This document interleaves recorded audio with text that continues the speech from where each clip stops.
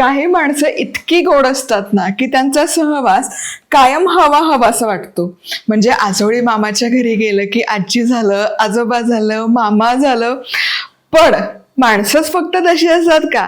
अरे आपले पदार्थही तसे असतात की ते वर्षभरात कधीही कितीही खाल्ले तरी ते हवे हवेसे वाटतात आणि सारखे सारखे करून खावेसे देखील वाटतात. असाच आपला एक मस्त घरगुती आणि समाधान देणारा, तृप्तीचा ढेकर देणारा पदार्थ करतोय. नमस्कार, मी मधुरा. मधुराज रेसिपी फूडीमध्ये तुम्हा सर्वांचं खूप खूप खूप मनापासून स्वागत. मस्त गरमागरम वाफाळत्या आंबट गोड चवीच्या चकोल्या करूयात. काही ठिकाणी वरणफळ म्हणतात, काही ठिकाणी डाळफळ म्हणतात. कणिक घेतलीये, त्यामध्ये थोडंसं मीठ मिसळून घ्यायचं,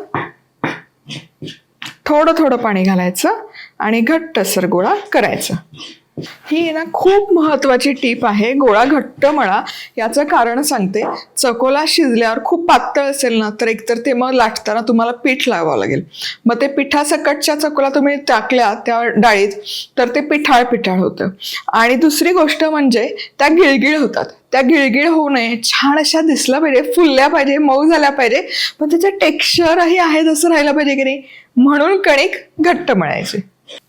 थोडं थोडं पाणी घाला आणि असं मिसळून झालं की मळायला घेते.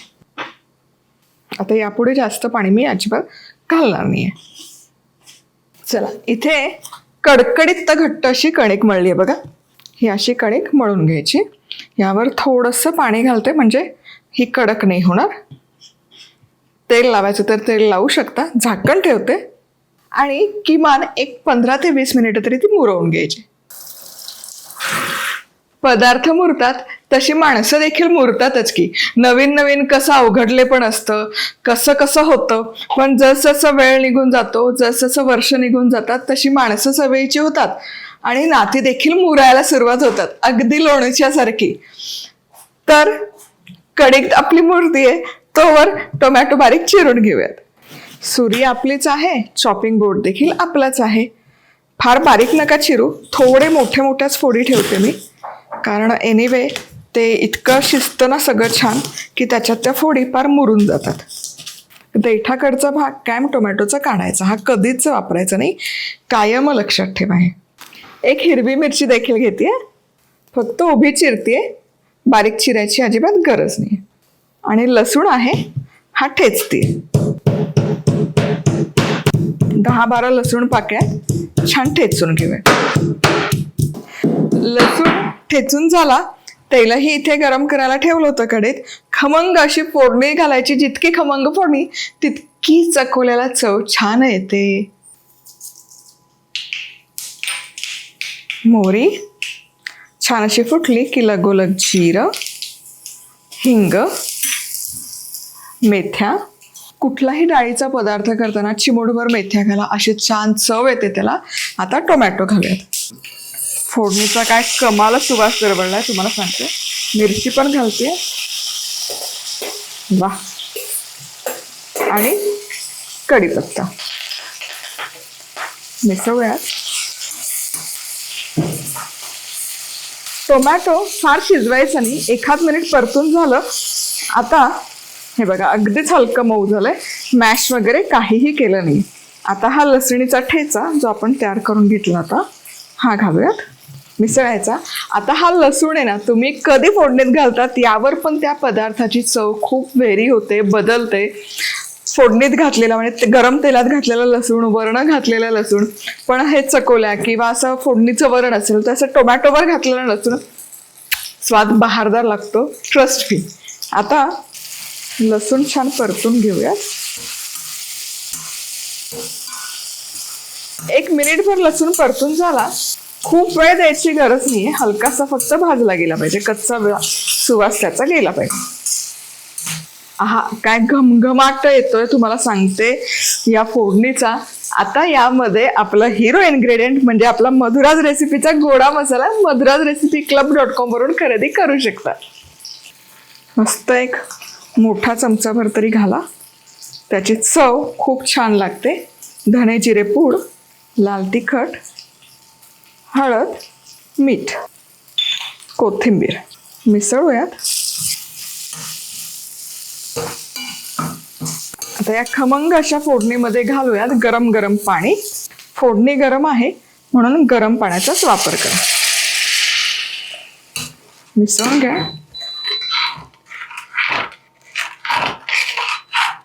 चकोल्या शिजायला आहे ना भरपूर पाण्याचा वापर लागतो, नाहीतर त्या शिजत नाहीत. हो, मला माहितीये कशाची वाट बघता. डाळीशिवाय चकोल्या पूर्ण नाही होत. आता यामध्ये शिजवलेली तूर डाळीचं वरण हे देखील मिसळून घेऊया. वा, मस्त. आणि आता यामध्ये चिंच गुळाचा कोळ चांगला मोठा चमचाभर.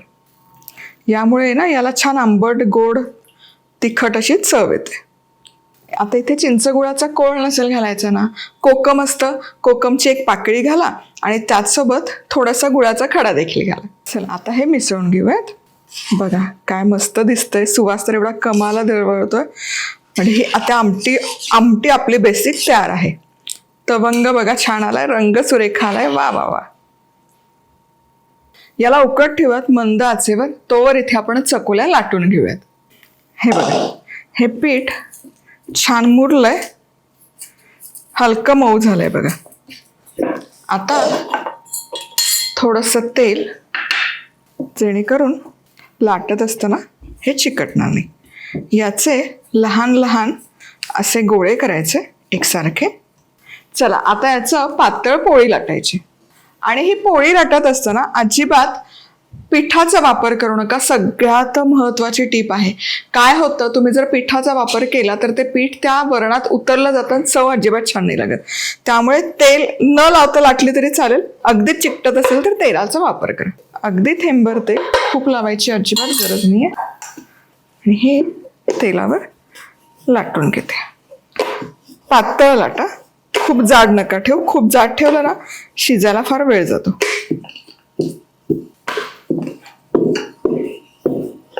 चला आता याचे त्रिकोणी, चौकोनी, हिऱ्याच्या आकाराचे जसे हवे तसे तुकडे करून घ्यायचे. आम्ही चौकोनीच ठेवतो. आता हे काढूयात आणि या उकळत्या वरणामध्ये हे सोडूयात. हे बघा मस्त असं पातळ एकसारखं लाटून झालंय. हे वरणात सोडून झालं की हलकंसं मिसळून घ्यायचं, जेणेकरून ते चिकटणार नाही. प्रत्येक बॅच सोडताना असं ढवळा, नाहीतर कढईला खाली बेसला या चकोल्या खूप लागतात बरं.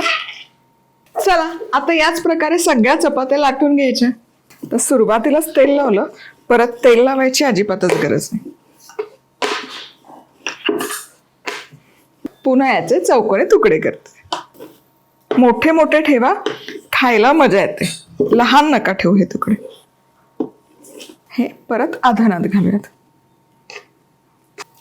आणि ही बॅच घालून झाली की जसं मी तुम्हाला सांगितलं हे पुन्हा आहे ना असं मिसळून घ्यायचं.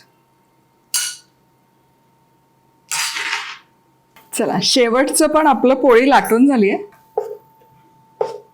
मस्त छान कढईभर या चकोल्या तयार होतात तुम्हाला सांगते. आता गॅस इथे मंद आचेवर होता तो मध्यम आचेवर करून घ्यायचा. हे ढवळून घ्यायचं पुन्हा एकदा, जेणेकरून चकोल्या एकमेकांना चिकटल्या नाही पाहिजे बघा. झाकण ठेवायचं. 8 ते 10 मिनिटं शिजवायच्या. पटकन शिजतात, फार वेळ लागत नाही, कारण आपण जसं टाकतो तसं त्या शिजतच राहतात. त्यामुळे एक 10 मिनिटं मध्यम आचेवर छान शिजवून घ्यायचं. हे डाळ फळं किंवा चकोला शिजताना एकच काळजी घ्यायची की त्या खाली करपल्या नाही पाहिजे, चिकटल्या नाही पाहिजे. हे कधी साध्य होईल, मध्ये 3-4 मिनिटांनी झाकण उघडायचं, मिसळायचं, पुन्हा झाकायचं. त्याचे 3 मिनिटं झाली आहेत. हे बघा हलकीशी उकळी अगदी फुटायला सुरुवात झाली आहे. आता एकदा ढवळून घेते. पण बघा हे पण छान फुलायला लागलेत चकोल्या आपल्या. वा. पुन्हा झाकण ठेवते आणि पुन्हा शिजवूयात. आणि सबस्क्राईब केलं नसेल तर पटकन सबस्क्राईब करा की. काय सुवास दरवळतोय तुम्हाला सांगते. वा वा वा. आता 10 मिनिटं या चकोल्या मध्यम आचेवर शिजवल्यात. 3-4 मिनिटांनी छान ढवळून घेतल्या. आता पक्क्या शिजल्या का नाही कसं ओळखायचं ते सांगते. वा. हे बघा जेव्हा ही तरंगते अशी वर येते, याचा अर्थ ती मस्त शिजली. काय दिसतंय? वा वा वा वा वा. आणि मी तुम्हाला म्हणलं की नाही, टोमॅटोच्या फोडी ठेवा, त्या दिसतात छान माहिती आणि खाताना लागतात पण छान. वा, बहारदार. आणि बघा, अजिबात गिचका झाला नाहीयेत, एकमेकाला चिकटल्या नाहीयेत. हे बघा, अशा मोकळ्या सळसळीत राहतात. नाहीतर आहे ना, चकोल्यांचा आहे ना लगदा होतो बघा, एके ठिकाणीच नुसत्या जुळून येतात. या बघा, एकूण एक चकोल्या तुमच्या मोकळ्या मोकळ्या झाल्यात. पास्ता कसा मोकळा मोकळा सळसळीत होतो तशा. आणि अजिबात कच्च्या नाहीत. कणिक कशी मळताना त्यावरचा सगळा हा खेळ आहे. गरमागरम वाफाळत्या चकोल्या, त्यावर साजूक तुपाची धार, नाद खुळा कॉम्बिनेशन आहे. नाद करायचं नाही, बाकी काही मागायचं नाही. वा,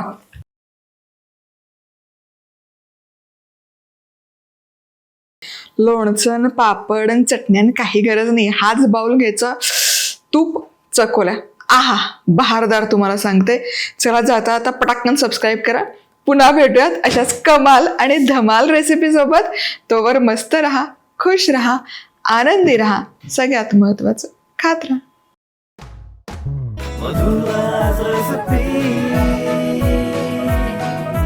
मधुराज रेसिपी, महाराष्ट्राची अस्सल चव.